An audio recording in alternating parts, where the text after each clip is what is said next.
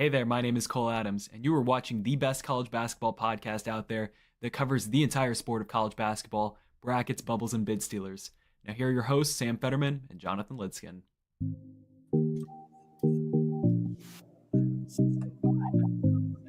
Six brackets, bubbles, and bid stealers. Jonathan, we have made it to Selection Sunday. We've made it almost to the selection show. How are you? Dude, I've been a nervous wreck today. What'd you say? I've been a nervous wreck today. Honestly, so have I. I have been, I woke up this morning at around 8:45 Eastern time because I was unfortunately in Eastern time zone this weekend. But drove back from Bloomington, Indiana, made it home, in time to catch the end of the Ivy League championship, most of the SEC and A10 games, and then all of the Big Ten and unfortunately American games. But yeah, we're here. I've been pacing around my basement for the last hour, finishing up bracketology, making my contingency plan in case UAB won, which they did not. But yeah, we finished our bracketology, our seed lists, and we are set here in about 14 minutes to get a bracket.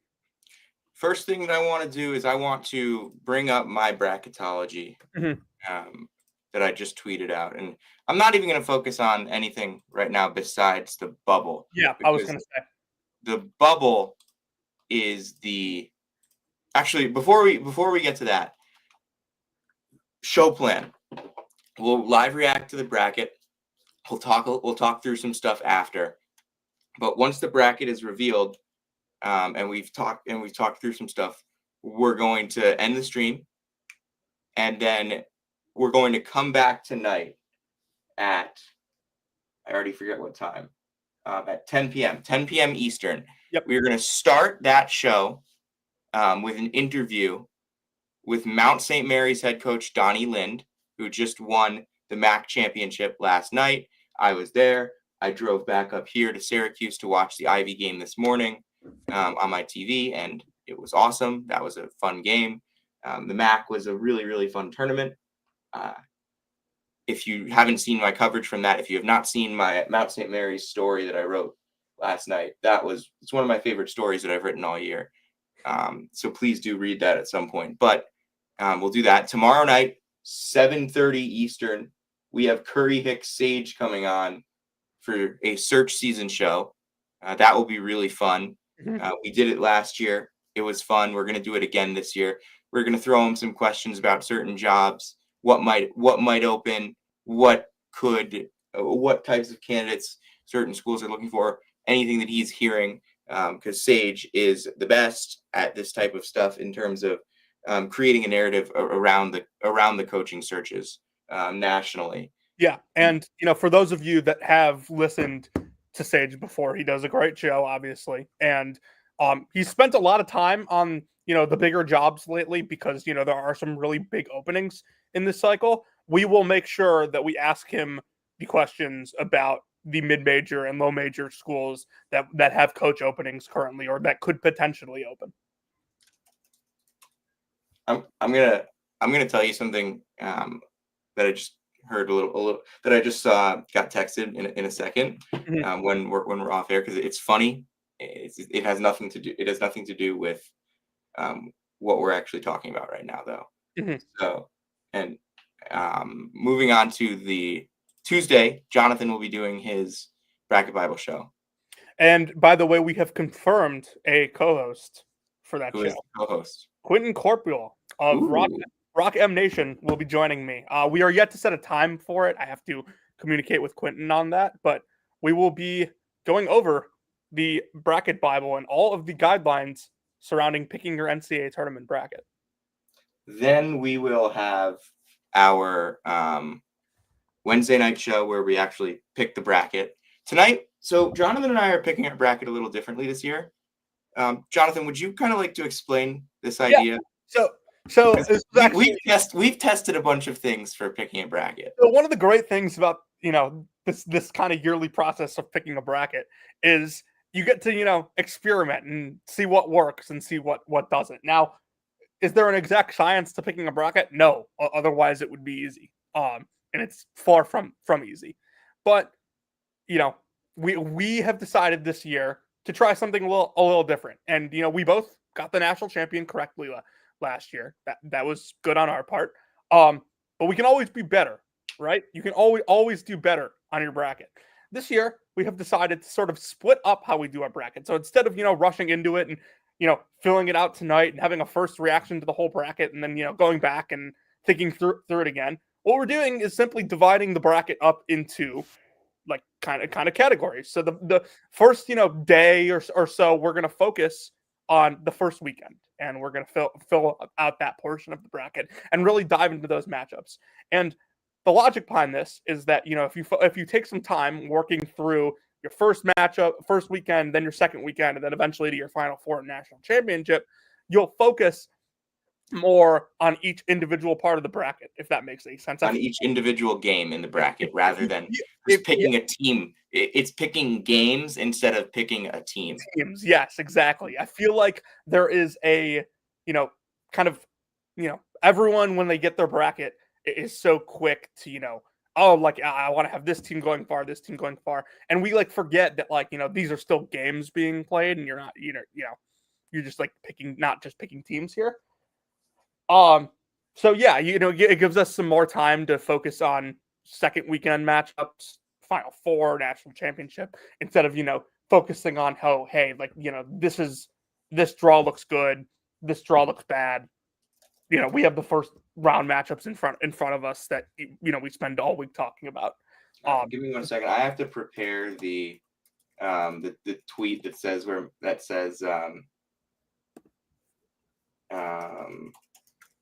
Mount St. Mary's is playing wherever. So can you kind of talk through my bubble? Yeah, pull up your bubble. So Sam and I's brackets are not the same. Mine is on my Twitter, if now known as X. If you guys want to go look at that one too. But Sam here, you could see Arkansas, Vandy, Utah State, West Virginia, last four buys. I'm not going to read this whole thing, but here is Sam's bubble. Basically, the day kind of went without any real chaos. No bid stealers outside of potentially Colorado State being a bid stealer. And that is only a bid steal is if the three Mountain West teams that we expect to get in all get in. There's a chance, not a great one, but a chance one of them doesn't. So for me, looking at the bubble, it is how we thought entering the day. You have four teams in my eyes for two spots. And that's the four teams that Sam correctly has in the last four in and first four out. Texas, Indiana, his last two in. North Carolina, Xavier, his first two out. So for me, Sam and I weren't in the exact order here when discussing these four teams, but we're pretty similar. I have North Carolina as my first team out. Xavier's my second team out.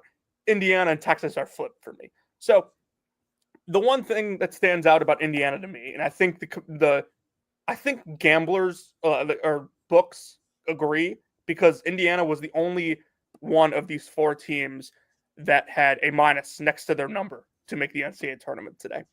The thing about Indiana is I think their resume is just more sound than the other three. There's no real negative things that stand out about it. Sure, it's not a great resume to look at, and not good overall by any means, but you're 4-13 in quad one. You have no losses outside of the first quadrant, which I think is really important in this bubble that has been so bad. I'm going to talk, if that's okay. Yeah, can I finish my Indiana thing real quick? Yes. Okay. So yeah, you have no losses outside of the first quadrant. You have resume metrics that are fine, not great, but not, terrible. Not as bad as Boise State or Colorado State, for instance. I know Colorado State's making it, but I digress. And then your resume metrics are fine as well. KPI is 36. Your strength of record's 50. Wins above bubble 48. So nothing, super great on the Indiana resume that you're wow, this team definitely needs to be in the tournament. But there's also nothing bad overwhelmingly that's preventing them from being in the tournament. And with a weak bubble, I think that helps them. Sam, all yours. Okay, so I think this is a really interesting thing, because The Texas Indiana debate was my biggest debate in terms of who would be the last team in had UAB pulled it off. Fortunately for me, I didn't have to make that debate. I did say Texas because of the quad one wins. But I look at this bracket, this bubble, and I think there is a pretty clear cut at Indiana to North Carolina. I would assume I do think that that's going to happen. The thing that I'm a little bit more not confused, but fascinated by is who will be the first team in Dayton, who will be the fourth team in the tournament. It could be any number of teams. It could be Baylor. It could be West Virginia. Those are the first two that come to mind for me. But I think any of the other teams in my last four buys could absolutely be going to Dayton in a certain situation. So I don't know exactly what's going to happen here. Now I'm going to kind of pull up the rest of the bracket because I think this is something to look at. At the top, I think the 4-1 seeds are pretty clear. I don't think you came around on Auburn as the number one overall seed. I don't. It doesn't even matter. I didn't. Listen, this year it's not important because Auburn is going to take the South and Duke will probably take the East. So, like, you don't have two teams fighting for a certain region like you would in some years. But it's always a discussion point, and I believe Auburn with their 16 quad one wins has more than done enough to get that number one overall seed, even with Duke being as impressive as they were this weekend. All right, so. Florida and Houston. Hey, man, I tweeted this out earlier today after Florida won the SEC title game. I'm sorry if I'm a little off right now because I did a lot of driving and I'm not exactly fully prepared. Like the selection show, the thing about the selection show is like Champ Week for me over these last couple of years has kind of come. I want to go back to this. Yeah, so Champ Week for me is kind of like coming on really fast, and like by the time the selection show itself comes around, it really feels like wow, like we're really at the selection show. Like February can sometimes feel like we're like really far away or from the selection show, but then you get to March and you still feel I don't even know where I'm going with this. But selection show always feels like it creeps up on me because like I'm doing so much other work outside of just looking at a bracket and trying to figure stuff out. I'm sorry to anyone watching this, but we will be getting a bracket momentarily. Last couple of years, I've tweeted out my thoughts instantly. This year, I don't know if I'm going to do that because hold on. When do we usually get the tip times? Because Norlander always has that. It's later tonight. Is it like 8:30 or something like? Because I mean, obviously, the one thing that I want to do quickly here is celebrate some champions. Let's celebrate some champions. Jonathan, why don't we? Let's do it. Conference tournament champions. Obviously, we all just watched Michigan. We don't really. I don't want to get into that. I want to get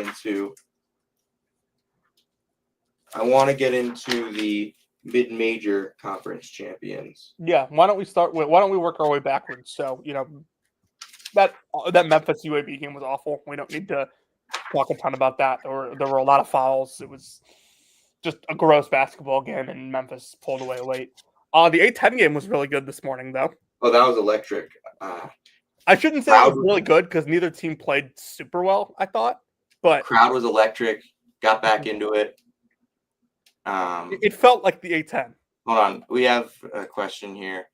Hard to say before the bracket comes out. Which 2 seed do you think has the most upset potential in round one? I don't know. I'd say Michigan State. Yeah, I think I would Just 'cause, agree with like, that. But they're it's not also, they're but not as that, here's the problem. Like, that's also Tom Izzo. yeah, they're not. I mean, he's been That's upset in also the Tom 215 Izzo, game and they have a before. ton of size.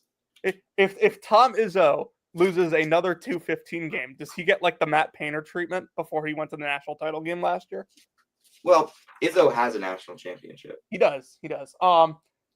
I'd say Michigan And State. the Matt Painter treatment, even though I was late to come around on Matt Painter, was always dumb. Yeah, no, it was always overblown. That was always one of my that was one of my bad takes, one of my worst takes. I think Michigan State for this. It's obviously you know what I want to say, Jonathan. You know what I want to say. This might be the best year of mid-major auto bids I've seen ever. Because I tweeted this last week. I mean, it's an elite mid-major group this year. And, they're doing a Greg Gumbel tribute right now. Oh yeah. I'm going to tweet that out. I'm just going to tweet that out right now. I'll watch the Gumbel tribute with sound later. I'm going to go to Twitter on my phone. Turn off notifications.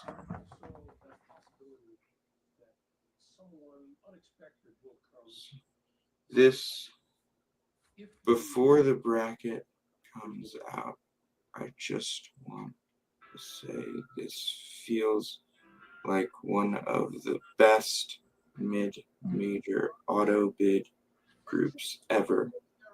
Although so many 1 seeds won.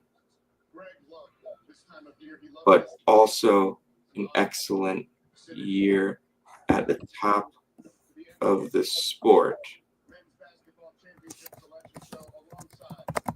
So upsets. So that doesn't necessarily mean we get a ton of upsets compared to usual.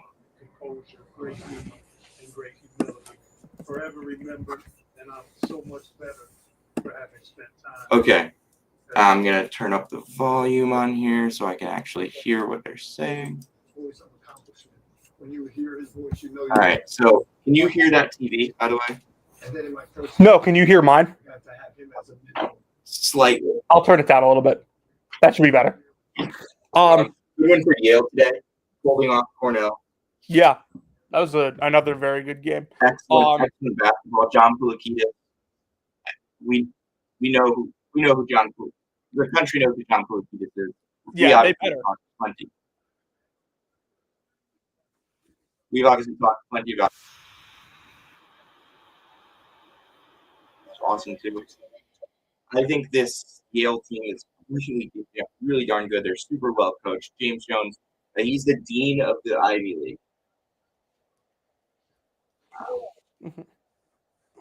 All right, here we go. Auburn. Auburn's the number one. Not a surprise there, like I said. Will the Mount be in this game?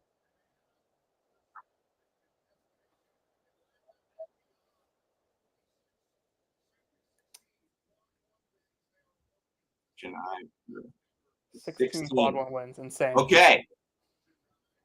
Alabama State and St. Francis, which means that Mount St. Mary's will be. Hold on. Auburn is Lexington, so that's Thursday. Raleigh, I believe. So, is Raleigh a Yeah, Raleigh is a Friday, Sunday.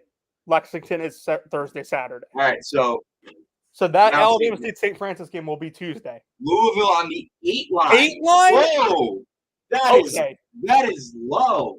Louisville gets to play in Lexington, dude. Louisville on the 8 line. I had Louisville on the 5 line. What on earth is happening? Louisville and Creighton. I can't hear you, Jonathan. Can you hear me now? Michigan on the 5 line. Whoa, what is going on here? I have only seen Jonathan. The reason why I couldn't hear you was because my volume was too high on the TV. Michigan on the 5 line going to Denver.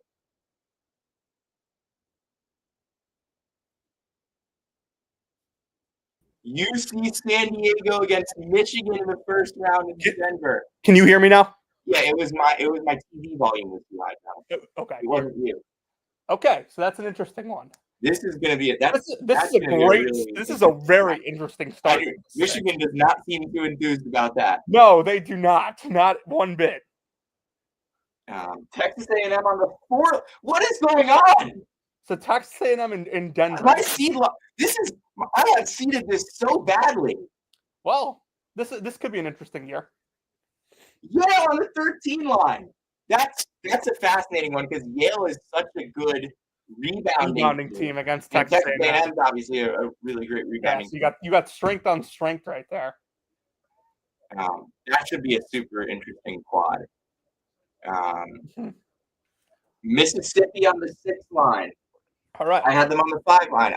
This is really bad for me. North Carolina is in.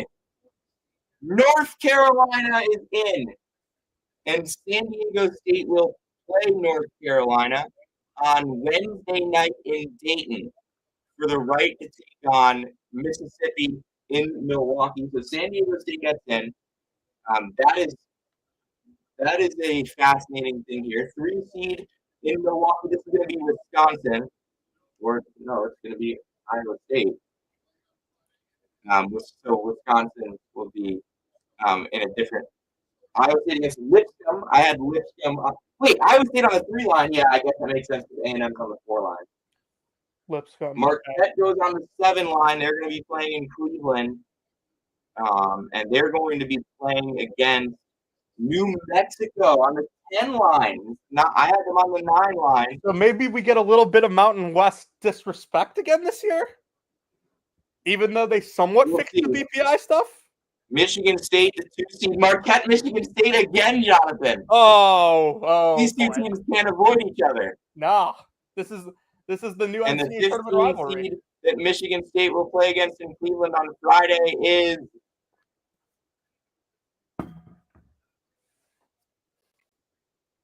and the Spartans will take on the Bryant Bulldogs. Okay, interesting matchup there. Bryant can match high major athleticism. We know that. So the first region, Auburn against the winner of Alabama State St. Francis and Louisville Creighton. Louisville playing that game in Lexington. And then Michigan, UC San Diego, Yale, Texas A&M at the top of that bracket. This is a tough region, man. North Carolina's in. This is a tough region. My first inclination is that Louisville being on the 8 line is like. To be honest, do you think Louisville's mad about it? They get to play in Lexington.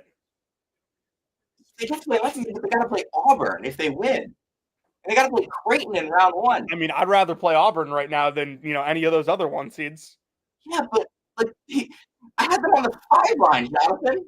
I had Louisville to 6. It does surprise me to see them that low. They had, I think, 4 quad 1 wins to finish out the season, so maybe that was what kept them, so low.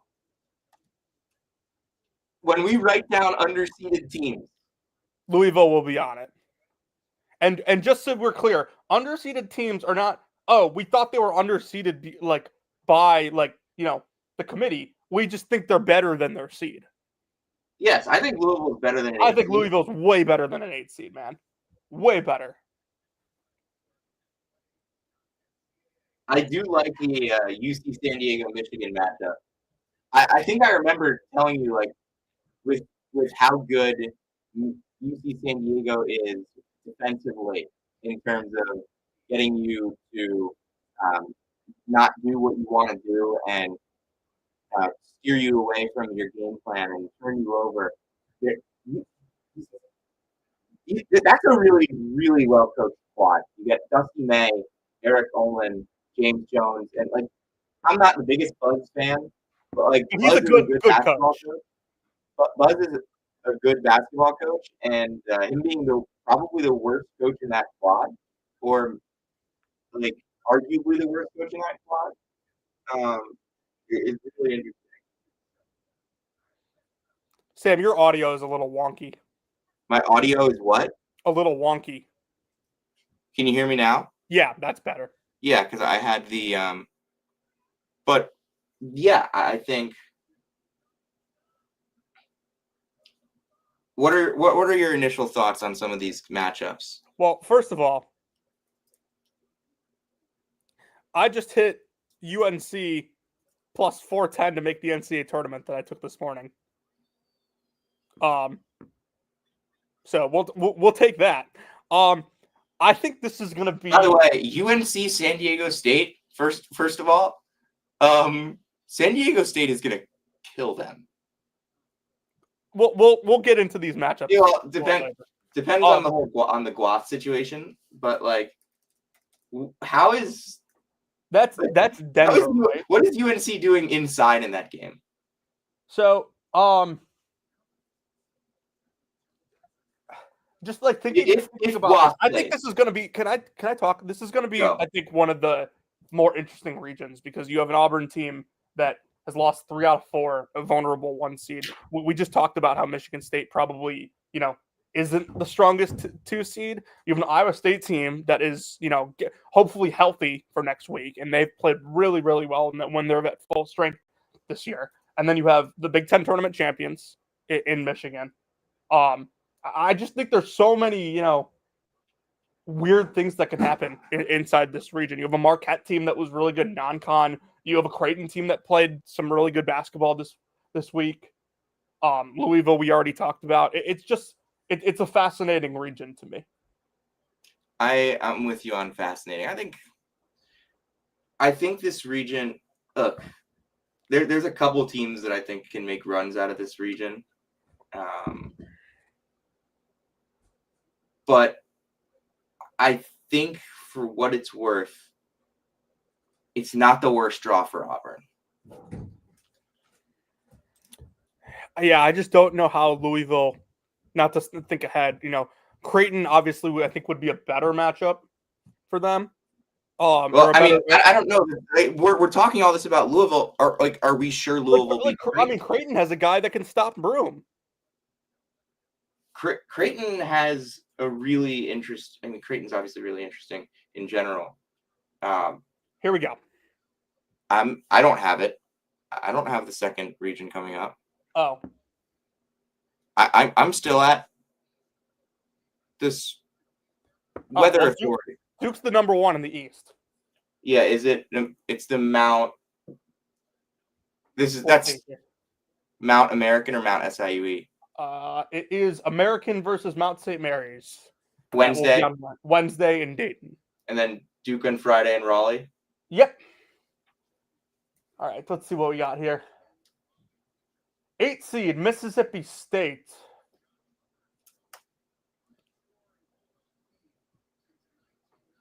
All right. Can what's going on here? Show me the bracket. Why can't you see it? 9 seed is Baylor. So severe weather alert.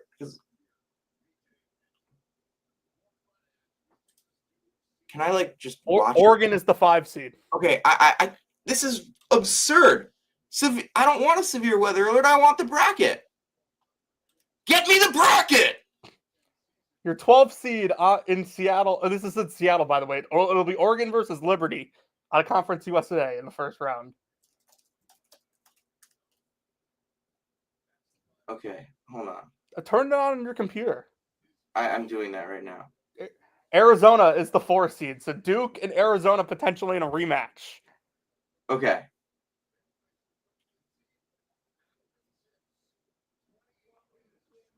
All right, here. I got this. Arizona, Akron. Yep. Arizona and Akron. All right, Thursday game in Denver. BYU is a 6th seed in the NCAA tournament. You're back ahead of me by a little now. So yeah, right. BYU had to play on Saturday. Okay, and the Cougars of BYU will take on VCU, the Rams. Oh, interesting. What a fun matchup.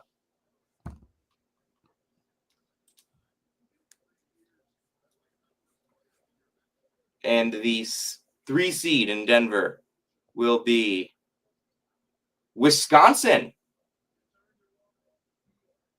So no Milwaukee for the Badgers. That's interesting.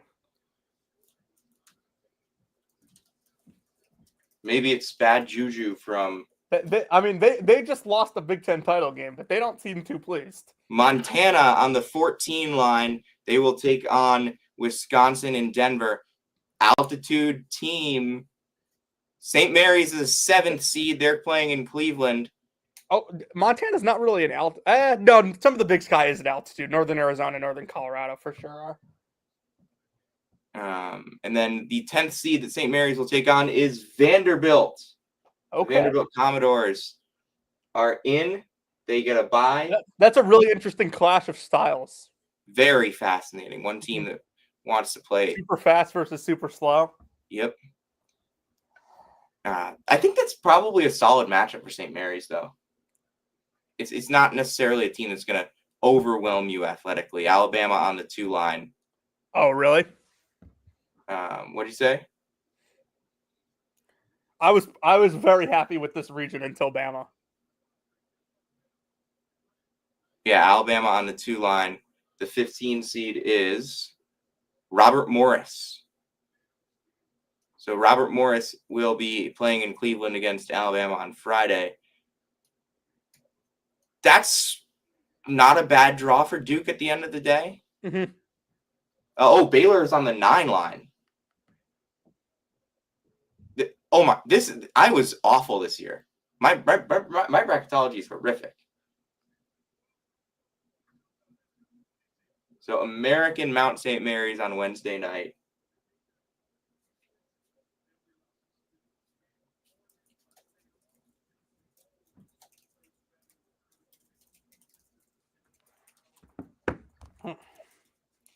I think this is going to be our weakest region of the 4. I don't like that region, just overall. Not a ton of teams that jump off the page to me, and obviously we'll get into more of that later. But, haven't been overly impressed with Oregon. Arizona has been really inconsistent. And then, I think, that BYU VCU game is going to be really fun.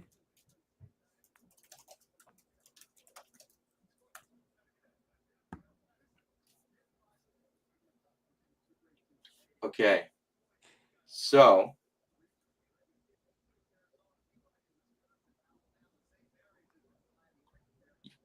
I'm still waiting to see, obviously, UConn get called. Still waiting to see. You're still waiting to see Mizzou get called. Mm-hmm. I'm very glad we avoided UConn, by the way. I'm also interested to see, will UConn be in Florida's bracket? Or Houston. Houston's. I don't know who I would want. This is a heck of an ordeal. Just thinking ahead a little bit, and obviously, we don't know if we're going to see this matchup or not. St. Mary's, which is one of the best scouting teams in the country, against Bama in the second round. That's looking. I wouldn't. I don't want to pick them to win their first round game. No, I'm not. I'm just speaking hypothetically here. Don't want to count the chickens. Well, I get one day scout, but Bama, what's our St. Mary's rule? Will they play somebody more athletic than them? Yeah, and what's Alabama? 1 day scout. These are both and athletic. I think Alabama gets the edge there. Just that would be the way that my brain thinks about it.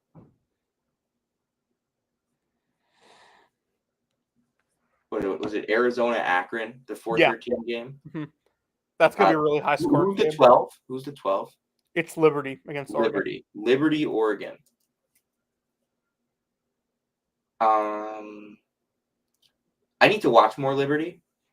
Yeah, it's an interesting one because Oregon's strength, at least defensively, is they have a guy in Nate Biddle that, I think protects the rim pretty well.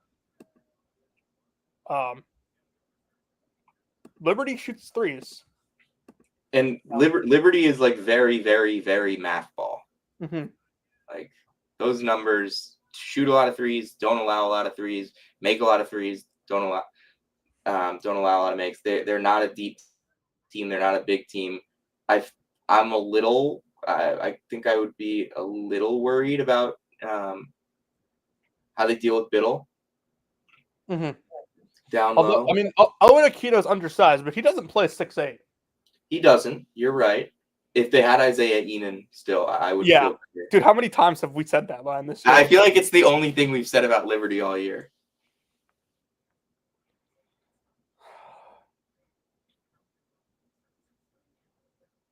I'm thinking back, by the way, like one of my concerns with Louisville is like, did you see like how bad they looked against Duke's drop coverage with Kaman? I didn't watch that game for a second. I obviously you were at the tournament, but yeah. I mean, yeah. The first thing I'm thinking about is, do I remember watching Louisville against a drop team? And yeah. I couldn't think of one off the top of my head where they diced up straight drop or they struggled against straight drop. To be fair, like, there's not a ton of ACC teams with like a really good rim protecting big to play drop coverage with. Yeah. But the thing I also am looking at that matchup and saying, I wonder what Kalkbrenner can do offensively in that matchup. Yeah, like is Louisville going to come make him guard on the perimeter, playing Waterman at the 5?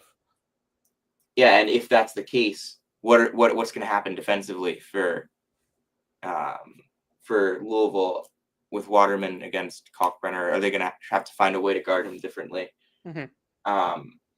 I'm also probably I might be a little concerned about Creighton against the way that Louisville defends. But I'll think more about that. Houston has the number one. Houston has the number 1 seed in the Midwest. The 16th seed in the Midwest region is going to be in Wichita, Kansas on Thursday. SIU Edwardsville, so Rayshawn Taylor and the Cougars. They have a nice little watch party going on. Cougars and Cougars. Yeah. First NCAA tournament appearance. 8th seed in this region, Gonzaga. Okay, here we go. This won't be UConn. So UConn is going to be in Florida's region. Yes, that is correct. Unless they somehow get a different seed. Who is this 9 seed for Gonzaga?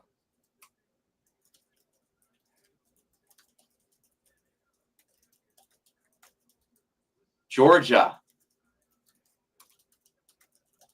Okay.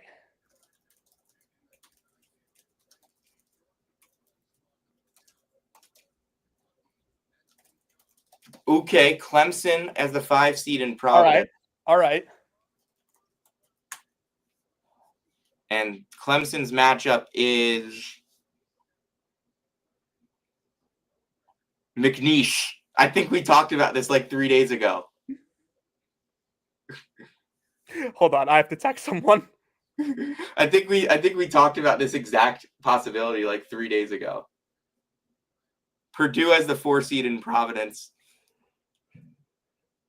against the 13th. Oh God, Purdue! We talked about that exact matchup too. Well, who are they playing? High Point. Oh, all right. Well, all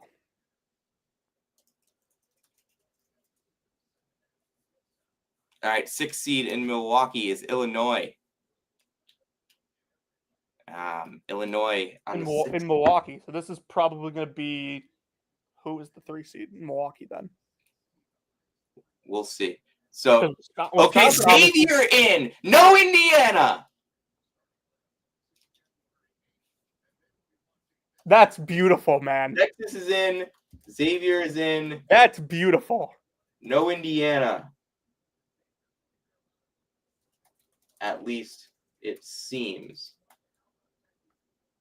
So wait, hold on. Either Utah State or West Virginia is out. Jonathan. Either Utah State or West Virginia. Or Arkansas. So it was UNC San Diego State and Texas State. So yeah, that's true. Okay. UCLA on the 7 line. I got this right. I had this in my bracket. This 10 seed is going to be really interesting here in Lexington. Who's the 10? UCLA. And Utah State is in. So did Arkansas miss? Either Arkansas or West Virginia misses. Or New Mexico. We haven't seen them in yet. Or Oklahoma. We haven't seen them in.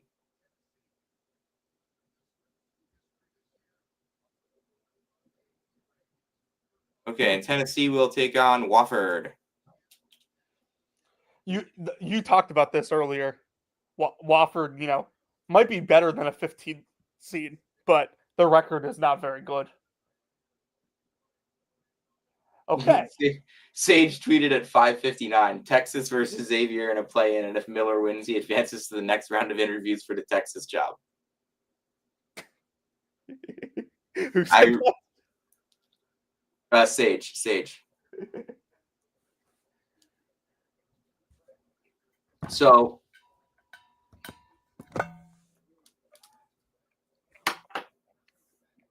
Utah State is in. No, so it's either West Virginia or Arkansas that missed. Yep. Unless somehow like Oklahoma missed. If Oklahoma missed, we know why. It would be the conference record that somebody felt about.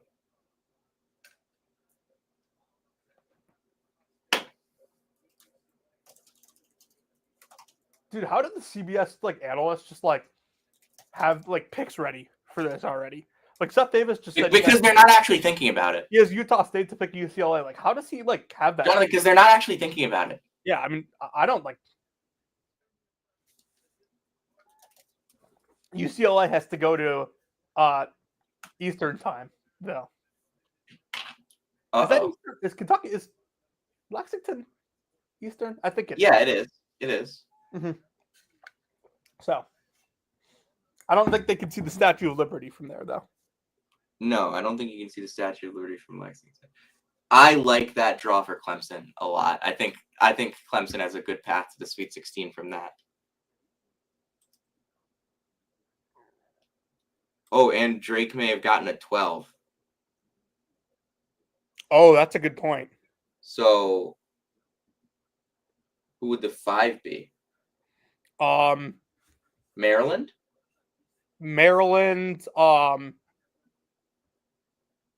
Texas Tech, I would assume, is the 3. So we're gonna have has Mississippi already been up there? Yeah, they were a 6. Okay. We're gonna it's gonna be Florida, St. John's. Nope. So it's gonna be Florida, St. John's, Texas Tech, Maryland.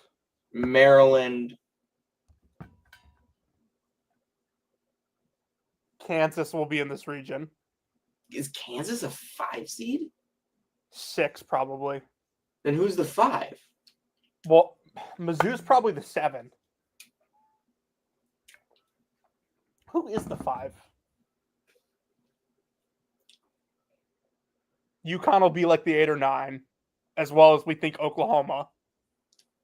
No, Oklahoma's probably going to end up... Oklahoma or New Mexico will be the 10. Didn't New Mexico already get shown? Oh, yeah, they did. Who is the 5 in this region? Have we seen Mississippi State yet? Yeah. Is there an SEC team that we're missing? A&M's in. Kentucky's in. Unless somehow Kansas is a 5, which would be absurd. Yeah, that's the first thing that comes. Is Kansas a 5? No way Mizzou is a 5. No shot. If Mizzou is any higher than like a 7, I'll be surprised. We already saw Arizona. Haven't seen Maryland, but we think they'll be the 4. This is like, Dude, is Memphis interesting thought. like a 6? Because they haven't been shown yet, right? No, they have not. This is going to be a really good region, by the way. I'm very, genuinely looking at this right now. This, like, I've seen brackets that, like, I think the committee did a bad job. The committee did a good job. This is the most confusing one that they've done for me. I just don't really And get the thing is, if Arkansas is in, are they the 11 then? Because or do they? Mizzou they would can't have play to be. Arkansas, and Kansas can't play West Virginia. They would have to be the 11 because I mean Drake would be obviously the 1 seed. There's a team we're forgetting about right now. Who? Well, we're about to find out. I don't think there's a team we're forgetting about. The Gators. The Gators, and they will take on Norfolk State. That hasn't been shown yet. It's going to be shown right now. What'd you say? Omaha's going to be the 15 here. That's what I thought, but It's going to be Omaha St. John's.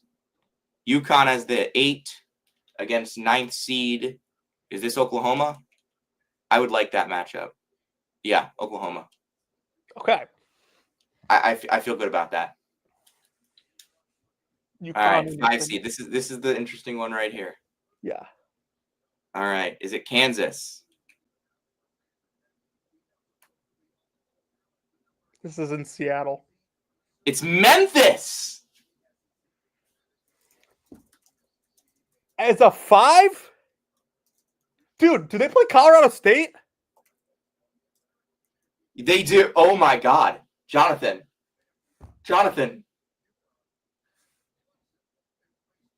Colorado State is 9 spots higher in KenPom Than Memphis is. Yep. What's Colorado State's 42, Memphis? Dude, Colorado State's going to be favored. That's what I just said. Like, The one thing I'll say about that is, could this be like the Maryland Grand Canyon? So, Grand Canyon is 13, as we know at this point. What a weird bracket. So Mizzou is the 6. Oh, we got a 6? I did a horrible, like, this might be my worst bracketology. Wichita. Okay. Dude, Mizzou fans will take that. Yeah. And then I don't like who's our 11? Please tell me it's not Drake. Uh-oh, Jonathan. Nice knowing you guys. I'll see you later. Jonathan has just dipped. Holy. Mizzou against the Valley team. Texas Tech. Oh, man. I don't think Drake could handle Texas Tech if they won that game. Just athletically. UNCW is a really good. I just got a text, Sam. I got to read this. Hold on. So Kansas. All right, we're about to find out if West Virginia or Arkansas missed. Oh my God, Jonathan! West Virginia missed because Kansas is gonna play Arkansas. Yeah, dude.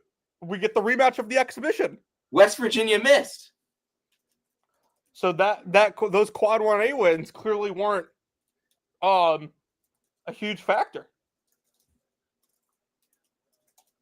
And then it'll be St. John's against Omaha, which Jaden has already texted me that he'll send me a picture with Jordan Sarnoff. Who's St. John's playing? Omaha.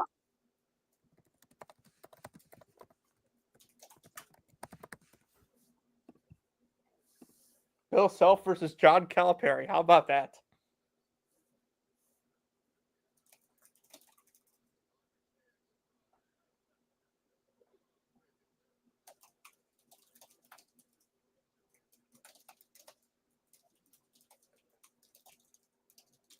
Dude, we might get Patino Calipari in the second round. It's either dude. Wait, Patino, Calipari, Self. Yeah, that's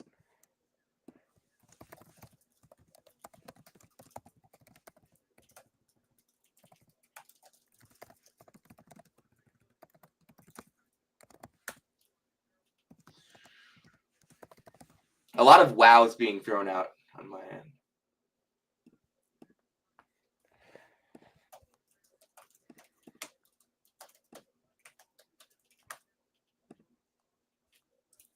So,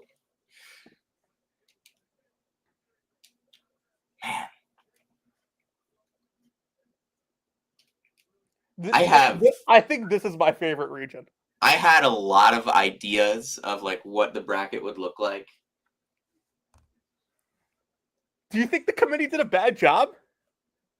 I think the seeding, I don't really get the seeding. I don't have a huge problem with leaving out West Virginia. I don't either. They've been bad. I personally had them in, but I don't have a huge problem with it. Like West Virginia is 53rd in Kent Bomb. Memphis being a 5 and Louisville being an 8 is really, really weird to me.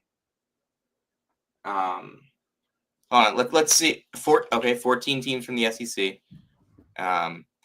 Then let's just see who was the first 4 out from the committee. I want to see who they thought. 5 bid Big East, by the way. Okay, first 4 out: West Virginia, Indiana, Ohio State, Boise State. So, yeah, that sounds about right. Mm-hmm. Really happy that Xavier got in, man. Good for them. I didn't think they deserved it either, but Xavier gets in as the 3rd last team in, not even the last. Yeah, not even yeah. San Diego State second to last team in. North Carolina getting in is not surprising. Indiana closed minus 3,000 to make the tournament. Texas was plus 500. I don't really mind leaving West Virginia out. They just lost to Colorado. What? My friend who went to Indiana just texted me and said Mike Woodson retirement party on Saturday. I think I'm going to tweet something. Mike Woodson declined the NCAA tournament bid.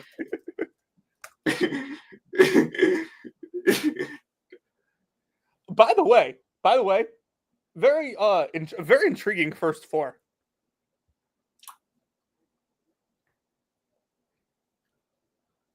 Okay.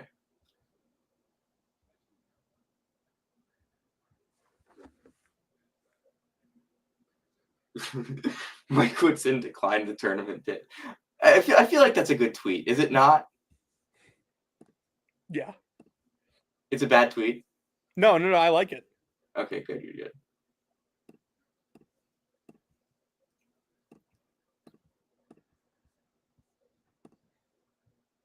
Wow.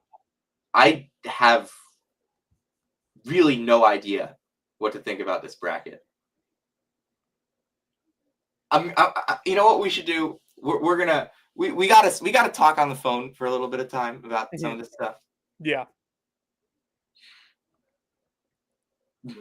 All right. Should we close? Jonathan, take us home. We'll see you later tonight. This has been Season 5, Episode 76 of Brackets, Bubbles, Bid Stealers. If you came to hear about Tyler Self and where he works, might be in Providence this week, you came to the right place. If you came to hear about Mike Woodson's retirement party, you came to the right place. And if you came to hear about the latest happenings with Caleb Grill, which will be this week in Wichita, Kansas, you came to the right place. This has been Season 5, Episode 76 of Brackets. Wait, one question. When do we get the crown bracket? Dude, I'm telling you, it's never coming out. So when do we get, or does it just fire?